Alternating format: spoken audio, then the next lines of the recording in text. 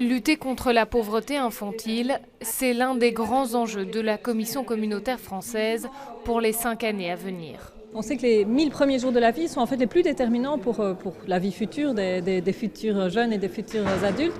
Donc créer des places en crèche et des places en crèche de qualité, c'est essentiel. On va augmenter le nombre de places d'accueil pour les enfants qui souffrent d'autisme, et les places pour les personnes handicapées de grande dépendance vont être renforcées. Pour y arriver, le décloisonnement sera le maître mot. Le gouvernement veut mettre fin à ce qu'il appelle la lasagne institutionnelle. Une volonté de rationaliser qui ne convainc pas l'opposition. Il faut savoir ce qu'on va faire de la COCOF, et aujourd'hui, manifestement, le gouvernement ne s'est pas mis au clair par rapport à ça. Or, on a une institution qui, on voit, se vide peu à peu de ses attributions.